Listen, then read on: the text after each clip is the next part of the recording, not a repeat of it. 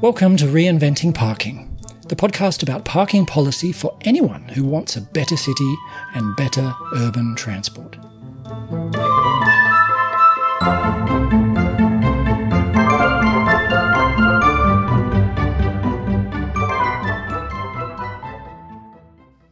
So I'm your host, Paul Barter. Welcome again to the Reinventing Parking podcast. Today I'm speaking with Rebecca Clements, who's working towards a PhD in urban planning at the University of Melbourne, and she's looking at car parking policy in Japanese cities. And that's the topic that we're going to talk about today. So Rebecca, welcome to the Reinventing Parking podcast. Thank you so much, especially since so much of my work was kind of drawing from your work on Japanese parking policy. Aha. Well, thank you. That's very kind of you to say that. Yes. Yeah, it's a fascinating topic. Just for those who are unfamiliar with it, I thought we would start with a really rapid survey of the topic and why people outside Japan might be interested in it. It may seem to some people like it's a little bit of an esoteric topic, but it's really fascinating. So I wanted to be a little bit playful and challenge you, game show style, to list out as fast as you can, as many as you can, of the interesting, special and unusual things about Japanese parking in 60 seconds or so. Okay, I'll do my best. So see if you can rise to that challenge. The buzzer starts now. Bam. Okay, so the three main policies that I would probably say are the proof of parking rule, which means that when you register a car, you have to also have to steward a parking space. There's almost no minimum parking policies, at least affecting most households, and most people to choose whether they want a parking space in their house or not. It's very common for there to be these small monthly lots scattered throughout neighbourhoods, so most people sort of park their car a little way away from their house. A lot of public parking is done via coin parking lots, which again tend to be these very small lots that don't really impact on the urban environment too much. A big one is that most of the parking in Japan is delivered via the private market or via market mechanisms. So that means most parking is priced, not free parking, and regulation but minimal active involvement from public authorities. And the big one, my favorite one, is that there is almost zero on-street parking, very, very, very small amount of on-street parking. So the streets are kind of free from parking, which tends to contribute to much, much more shared streets. How am I going for time? I haven't been keeping time. I'm a terrible game show host. Yeah. That felt like about 60 seconds. It was about 60 seconds, I'm pretty sure. Yeah, so that gives us a real flavour, doesn't it? And many of those things are sort of quirky and unusual. Definitely there's some unique policies, yeah. And we'll get on to some of the perhaps unfortunate things about Japanese parking. That's not all rosy, but one of the things both of us have observed over the years, I guess, is that even if other countries can't copy them exactly, we can at least take some kind of inspiration from them. Yeah, and that's my main hope for what people take from it.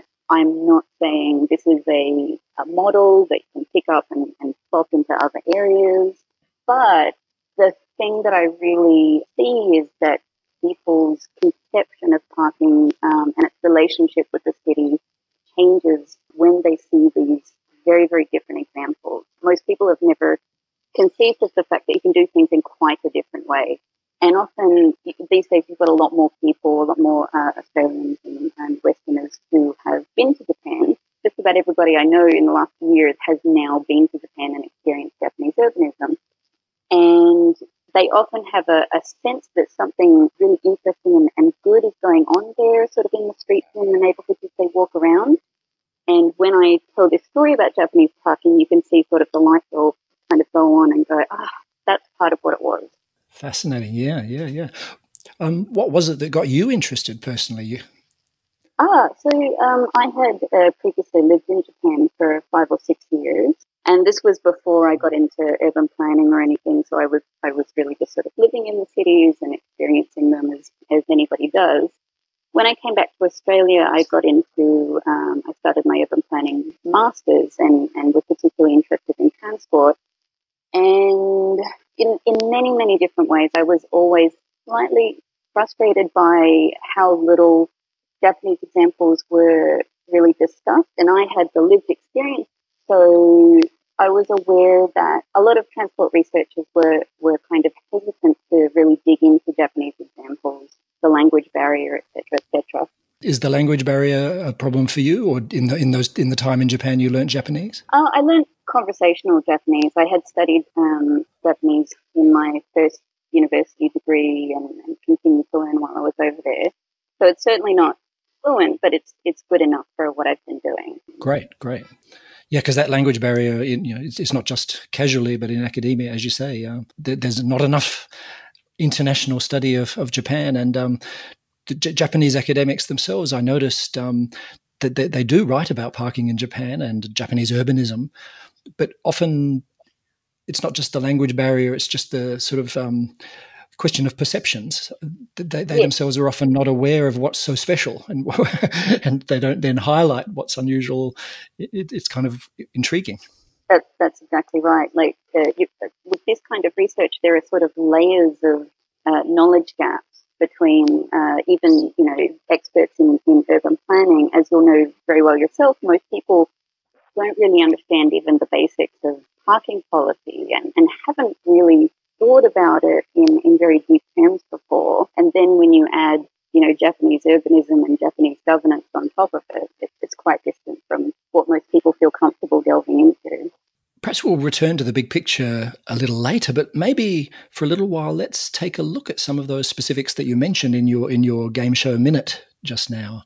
Maybe we'll start with the one that you said was your favourite, the character of the streets. Yes. Well, my main interest is not car parking, I suppose. It's the kind of urbanism that certain forms of car parking facilitate. So I'm really interested in what makes great human, shared streets that are wonderful places to be in. And neighborhood streets in Japan, whether it was big cities like Tokyo or smaller cities, I myself lived in a city called Shizuoka, and there's this common feeling that you get when you're walking around neighborhood streets off the arterials that is just very, very different to my experience of growing up in Australian cities. Could you describe them for those who haven't seen them? I mean, in the blog post, I'll put some pictures, but for people who are just listening and who haven't been to Japan, what does a typical non-arterial street in Japan look and feel like? You can certainly say that they tend to be a bit narrower. One thing you do tend to notice, I think, as someone from Western cities, is that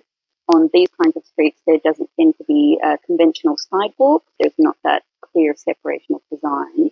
The really main thing is that you really get the sense that the car is a visitor in these streets. And it's not because of paving, that you often see in European cities or really big design elements. There does just tend to be less car traffic. The car traffic tends to be slow. People who are driving tend to be very aware of pedestrians and cyclists and other kinds of life outside of the car around them, a lot more than a driver on a typical Australian street does. Yeah. And you said they're not especially narrow, and I sort of agree. The perception, like as a pedestrian, they don't feel especially, they're not like the sort of medieval narrow alleyways of Europe or the tiny little alleyways of low-income settlements, say, in Indonesia. But so they are streets, two vehicles can pass each other, but they are pretty narrow, actually, compared to, say, the United States suburban streets or Australian suburban streets, aren't they? Yes. Yeah, so it's a very intimate and human scale. It is very intimate and human scale. That said, I was just going to say, I do see streets that are kind of similar in older Melbourne neighbourhoods. So it's not as if we've never built at that same scale either. It's just tended to be sort of earlier pre-car development. Yeah, and you mentioned almost no on-street parking. So there are some places with parking meters in perhaps more arterial streets, but in these in these local streets, the narrow local streets, it's not zero parking, is it? Could you describe the kind of parking that you might find? So you might find some fairly informal parking. You don't find very rigid, long, entire lanes of parking, which tends to be the norm, at least in Australian cities. Yeah. The parking law basically that comes from the 50s, it bans overnight parking. effectively, though, that really bans the norm of parking. It has changed the norm of on-street parking. So you'll see like one or two cars maybe who, are doing like a quick or a cheeky stop, and it's at the point where if somebody does that and, they're there a little bit long, neighbours might complain. So it's definitely a very, very different scale. Yeah. There are a few parking meters, aren't they? But are they a tiny part of the story, maybe even not worth talking about? Or should we say a few words about parking meters in Japan? I honestly think you can't overemphasize how much they are a tiny part of the story. When I'm walking around Tokyo and I see parking meters, I'm so thrilled because they're such an odd thing. I like mark them on my map, the photos. I get really thrilled when I see parking inspectors and I try to take sneaky photos of them. And I saw, examples in Tokyo where they had been recently put in. So I found that really fascinating. When I spoke to parking experts over there, one of the things that they said on-street parking is used for over there is as a temporary measure when, urban developments and urban changes are occurring. And they know that they actually need to shift some parking supply kind of onto the street for a little bit. But there's no guarantee that that parking is going to be there in the future. Yes, try telling people in Melbourne that, yeah. Hard to convince people, but again, at least I can kind of bring the story and ask what people think about it. I guess it helps that the national law on parking from the 1950s that you mentioned actually includes the statement that on-street parking in general is temporary, not something that is forever. Absolutely. And it's probably also important to say there is a regulatory classification for very short stops. So if you are making deliveries or dropping somebody off, I think it's 5 minutes basically to stop on the side of the road, put your hazard light. Right. That kind of parking helps this whole system, just sort of function and work. But the expectation, of course, is that, again, it's very, very temporary. It's not for long-term parking. Right. So it's kind of humane, yeah. Yeah. When you've got just one car on a street doing that, it really doesn't impact the rest of the street environment. It's very easy to cycle around it. Especially in these narrow streets where traffic is moving, well, traffic's not the word, but the occasional vehicle is moving very slowly. Yes. People from more car-dependent countries will be wondering, well, how does someone who's moving around by car in Japan do stuff, the normal kind of stuff, like drop in on a friend? Where do they park when they do that? It is pretty common for there to be lots of public parking lots, coin parking lots, or 7-Eleven parking lots, things like that are just scattered around neighbourhoods. So it's not too hard, I would say, to find a place where you can park, and then you would do a walk to where you're going. That's if the place where you're going doesn't have its own parking. A lot of houses still do have their own parking spaces, or they might have a small area out the front of the house that you can just squeeze a car into, and a lot of people will use that. So people are just a little bit more creative, a little bit more careful with it. I would say most of the parking, when you're visiting or you're traveling to shop or something like that, you're looking for an off-street car park space somewhere. And my impression was that partly because of this idea that more or less most of the parking that you'll need to do if you're doing errands will end up being paid parking, and you often won't quite be right in front of where you wanted to go.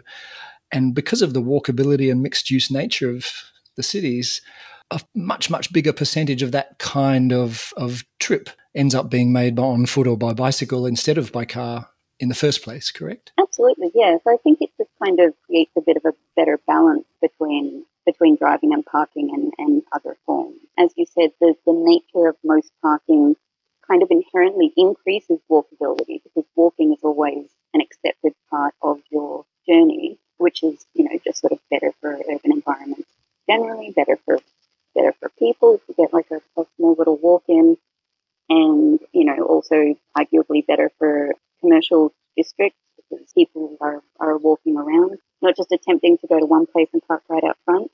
And this also creates a bit more of an incentive to use other means of transport when you're able. You mentioned before the proof of parking rule and the overnight parking ban. Maybe you've read on Reinventing Parking. I have a sort of a take on that suggesting that those two things very much are one policy. They go together.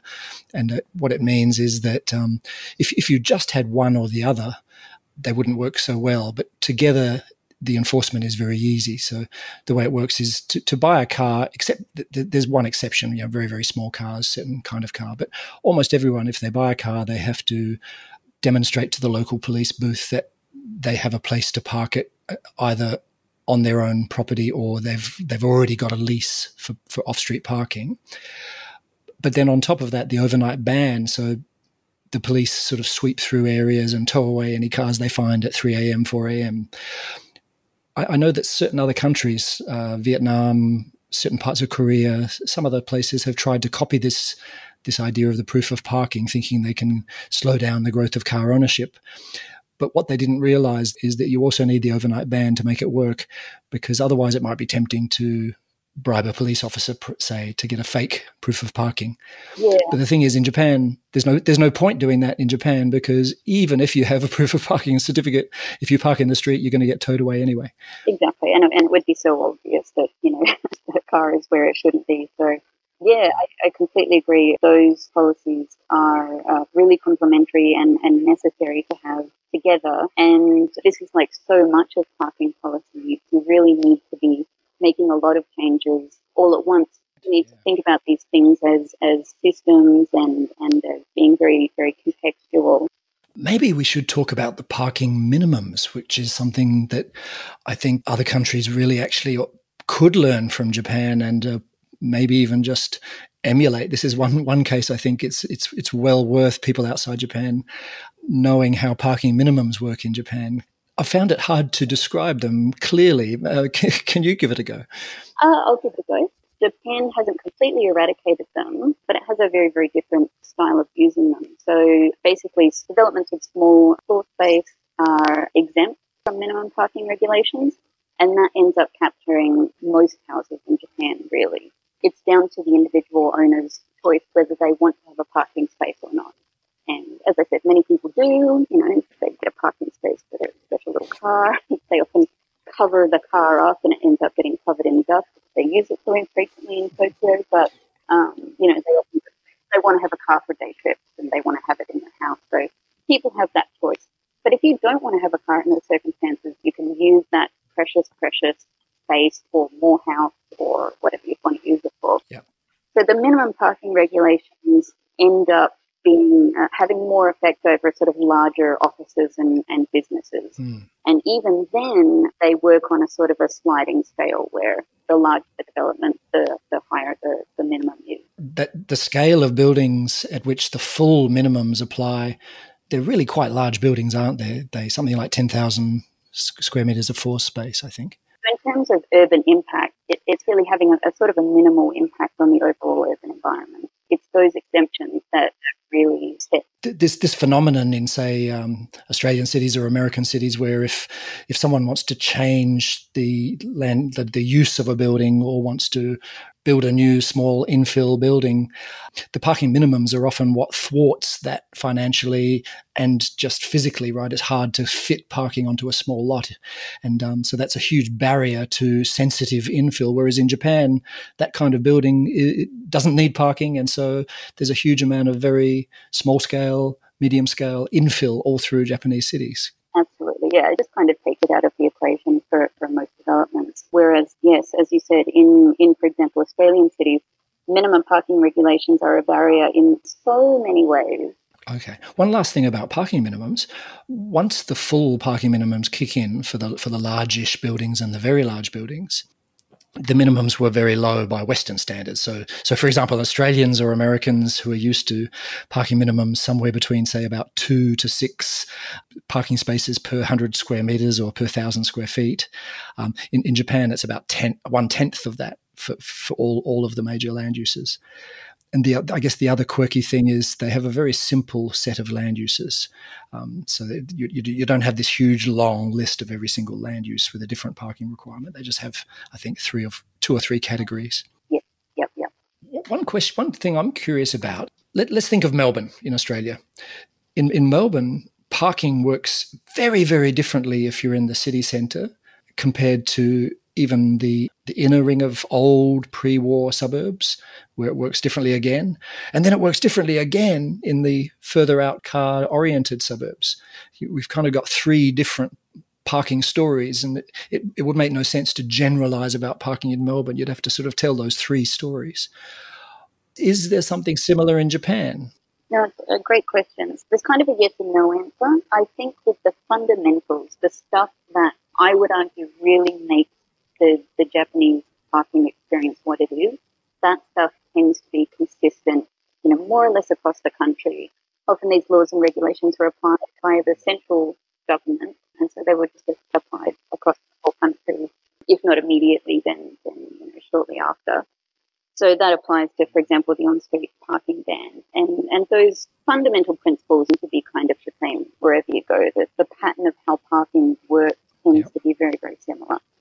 The things that differ from locality to locality are kind of the mix that you end up getting. So, for example, if you go to very intense CBD areas, there'll be more of those big, high car stackers. And higher prices in the inner areas because land is just more expensive, etc. Yeah, go on. Exactly, yes.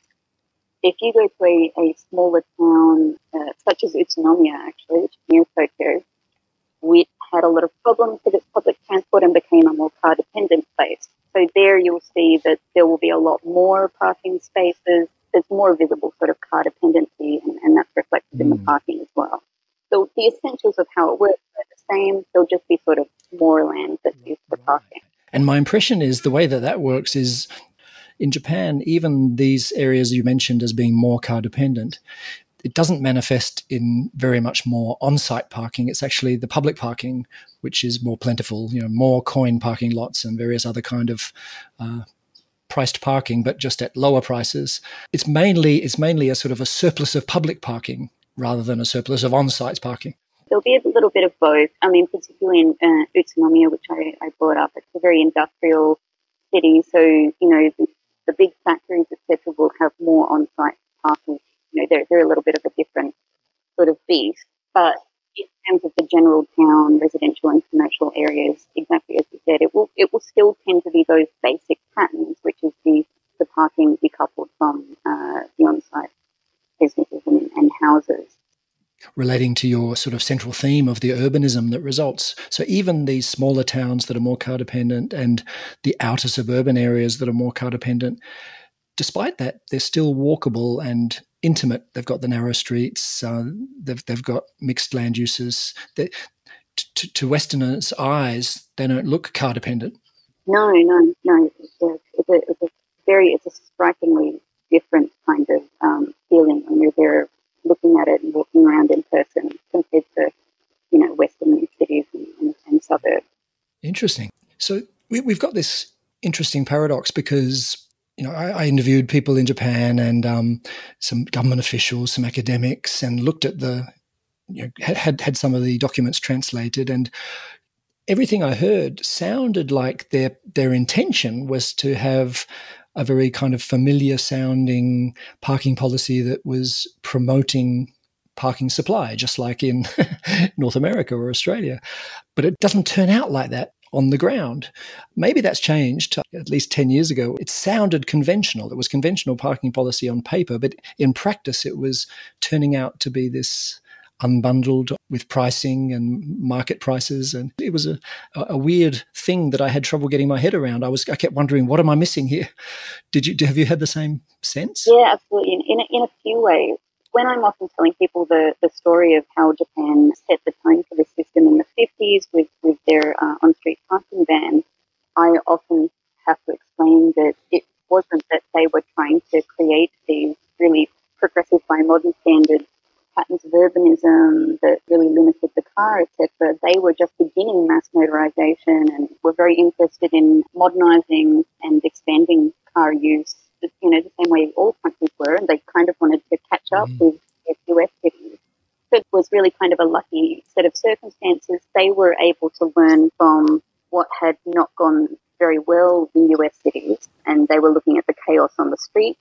They were looking at their sort of more limited streetscapes and going, well, really, really quickly, we have a lot of problems with parking and congestion from quickly, so we've got to do something about this. And that was really the rationality for the on-street parking ban. It was to ease congestion and, i.e., to ease car use in cities and the growth of car use, rather than to limit it. And in talking to experts and reading things over there, even now, I've had that same sort of sense as you. I would say that my impression is that it is changing now. When you look at more recent policies in line with Japan's interest in having more compact cities, of course they already have more compact cities relative to us, but nevertheless, the compact city thing is a big urban policy over there now. They're trying to facilitate that in a lot of ways, and bringing in also more progressive ideas about limiting car use and limiting parking. So a big feature now is attempting to sort of consolidate parking. So instead of having all of these different car parking lots kind of scattered throughout an urban area, they want to have fewer places where that occurs, taking them outside of the inner parts of commercial areas, etc. How does the parking work in big shopping centres, and is it different in the inner city versus the outer suburbs? I'd say that there's a really wide range. You've got one thing that's really common in Japan is actually a sort of a smaller scale department store.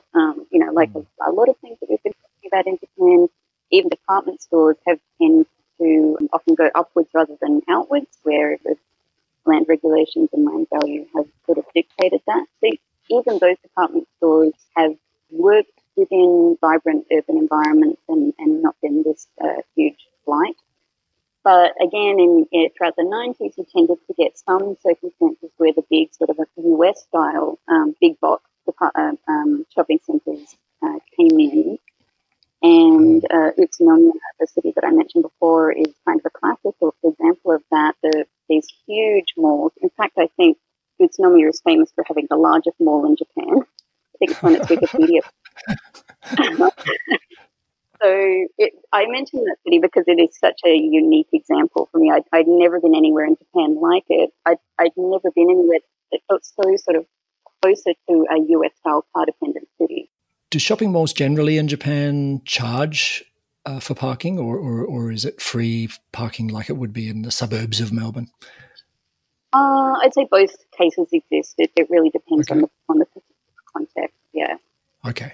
If you're in a dense mixed use area, you've got to charge to avoid free riding, but otherwise you might keep it free. Yes. Yeah. In the dense areas, it would absolutely be charged.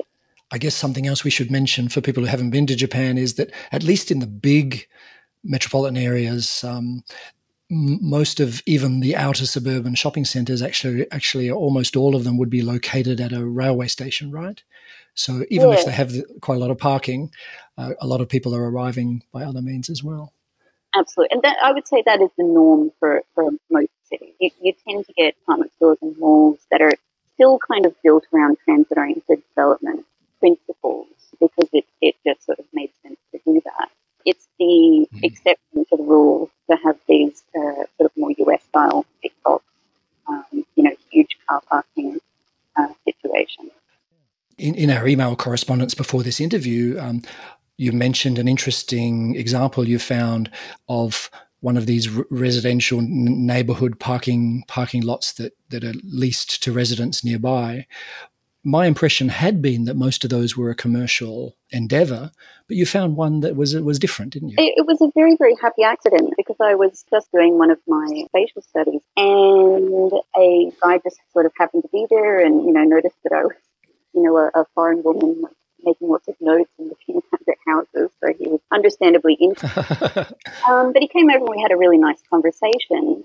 He was really keen to show me this particular parking lot that was sort of surrounded by a bunch of neighbourhood houses. It was off a street and then tucked around a corner. And he described to me how a bunch of the local residents who just wanted to have a regular parking space, they all got together to buy or lease this land and provide that for themselves. So I never would have found that out, I think, without this sort of happenstance of talking to this guy. But I've thought so much about this over the years, and it's something I'd really like to do more future research on. Presumably, it's not a one-off. Maybe it's a common way this happens. Yeah. Exactly. I'd love to know how common is this, and what are the sort of different ways that this works. what kind of legal apparatus, how could you incentivize more of this, and also how what kind of models kind of end up having better urban outcomes. They seem to be a small-scale business. Certainly, like with coin parking, one of the things that struck me, because I was doing very comprehensive spatial studies of quite large areas in my case study, I was struck by how many different companies there are. While there definitely are a few big ones, there are so many clearly small-scale operators, and often I will only find one small coin-op lot that they're running. So there's it's a very interesting composition. And from what you said, it sounds like there's not much in the way of market power in Japanese parking. Yes, there does seem to be a great amount of competition. I do wonder over time whether that's becoming a bit less so. It certainly raises questions of, what is the ability for public authorities and communities to intervene? And I think for me that's a really important question I would always put out there. Right. And I think from speaking to people involved in public policy in Japan, there's a bit of concern about that loss of control. And that really goes to wider concern about planning systems, neoliberal governance versus the control of democratic control, etc. In general terms. Equally paradoxical situation in the West, at least in the suburbs, where you've got what Donald Shoup calls Stalinism for parking. So things that perhaps we should allow market forces and expose cars and their infrastructure to a market test don't get that treatment. At least in Japan, it seems to be the right way round. Yeah, I would say the major things are working right, which is that most of the important things to communities and to urban environments are given precedence, are given priority in various ways. Parking is not the king. Parking is not leading. Parking is fitting into the cracks, and then that market is sort of operating within those cracks. Another one of the sort of slight paradoxes or surprises for me is that from what I read of your work so far, you're coming at this from a rather left perspective, and you're interested in social ownership and community and post-capitalism, etc. And yet here is this kind of rather perhaps accidentally market-oriented parking system, which you're looking at. Can you square that circle for us? I don't know if I can really completely square that circle, but attempting to square that circle has kind of been what the last few years have been like for me. Exactly as you said, I'm working with something that's called market-based parking, and really trying to figure out how that fits in with all of these other kind of more radical urban policies and economic policies that I'm interested in on the side, and go, well, what's going on here? Like, how then do I break down how I talk about markets, how I talk about Japan's example being a regulated market where the market is not leading, and the market is relatively contained in some important ways. Yeah, and so that's actually been one of the really, really interesting tensions that I think has driven some of the more interesting parts of this research. One question that occurs to me now, and I hadn't thought of it before, people with disabilities. How does Japan handle that issue? I didn't speak to any disability organisations or advocates in this particular field work, and that's something that I see as a gap and I'd like to fill in future. But, and at a minimum, I would say that there is still, even in these Japanese and Tokyo neighbourhoods, there is absolutely loads of parking everywhere. It's just that the nature of it is having less sort of overall urban impact. One of the things we mentioned earlier on was that, the specifics of Japanese parking, just like many of the other things about Japan, they're rather unique and hard to copy as such, but they expand our minds about what's possible. And I agree with you that that's really valuable. But one question is how to get that across to a wider group of people than just parking wonks and planning academics and planning consultants. If we could somehow get some celebrity to create some viral video of driving around in Japan and parking and ideally freaking out about how different it all is and how interesting it all is. surely that's coming up. There are so many more people, making cool videos about Japan and interested in Japanese urbanism. I feel like it's inevitable. Someone may already have done it. So yeah, anyone out there, if you've come across such a video, please do tell us and we'll put a link. So Rebecca, if there's anything that I've forgotten to ask you and you've been bursting to share, please do share it. One thing that I have found some of the best advocates for what I talk about are cyclist groups. They naturally have an interest in on-street parking reform, so they're to take up the challenge of spreading the gospel on Japanese parking for me, which is fantastic. Rebecca Clements, thank you so much for sharing your insights into Japanese parking for the Reinventing Parking podcast. Thank you so much for having me. You've been listening to the Reinventing Parking podcast, and I'm Paul Barter. You can find out more at reinventingparking.org, where you'll find ideas and tips on parking policy. You can also listen to other episodes, subscribe, or leave a comment. That's reinventingparking.org. Bye for now.